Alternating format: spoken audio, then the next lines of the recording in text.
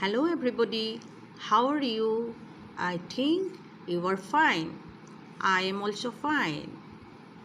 Today we learn a new lesson from your textbook. The name of the lesson is Sri Madhav Dev. At first I read the lesson and you listen carefully. Okay? Now start. প্ৰথমতে মই লেছনটো ইংৰাজীত reading কৰি যাম। তোমালোকে খুব ভালকৈ শুনিবা আৰু পাছত নিজে ৰিডিং কৰিবলৈ চেষ্টা কৰিবা। ইয়াৰ পিছৰ কালাংশত মই অসমীয়াত অৰ্থ কৈ যাম।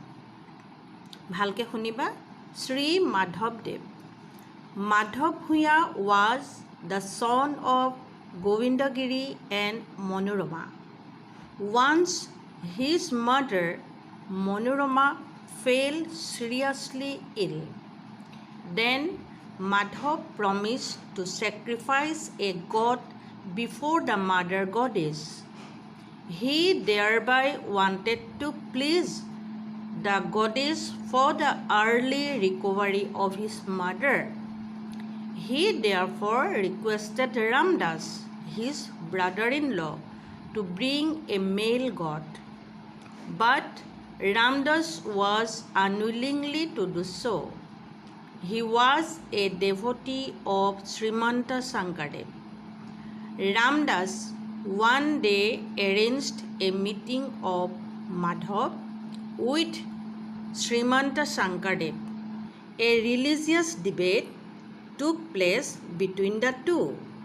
Finally, young Madhav realized that animal sacrifice is not necessary to please gods and goddesses. He thereafter became a devotee of Srimanta Sankardev and his religious faith. This meeting between young Madhav and Saint Sankardev took place in a village of Majuli named Dhuahata Belguri in 1515 AD.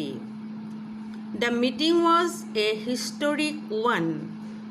Madhavdev realized the truth that only through devotion could the favor of God be obtained. Madhavdev was born in 1489 AD in a village called Leteku-Pukhuri. The village is in present-day Lakhimpur district. Madhavdev followed his guru wherever he went. He never married. Shankardev asked Madhav to stay at a place near Borpeta. So Madhav became a resident of that place for long 18 years. The place is known as Ganakkusi.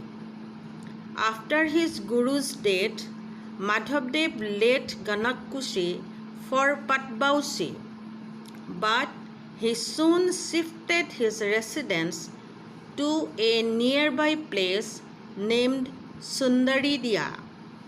His name and fame grew there.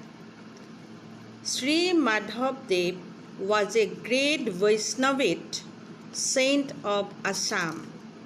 He was famous for his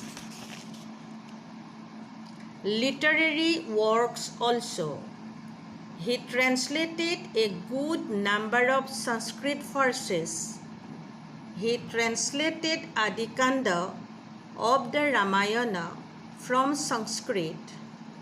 Books like Janmarahasya, Rajasuya Kaivya, Arjuna Bhanjana are some of his translation works. Sri Madhavdev asked his nephew to collect the verses composed by his guru. This collection in the form of a book is the famous Kirtan Ghosha of Sri Sankardev. Again, he composed as many as 191 Borgits, devotional songs, but The most brilliant works of Sri Madhavdev are Namghosha and Ratnavali. Later, Madhavdev shifted to Coach Bihar. There, he established one satra at a place called Phelodanga.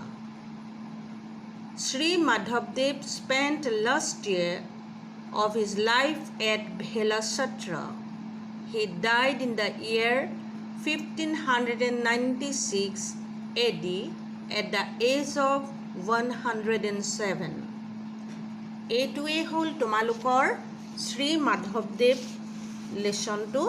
মই ইয়াৰ অসমীয়া অৰ্থ ইয়াৰ পাছৰ কালাংশত তোমালোকক সুন্দৰকৈ বুজাই দিম।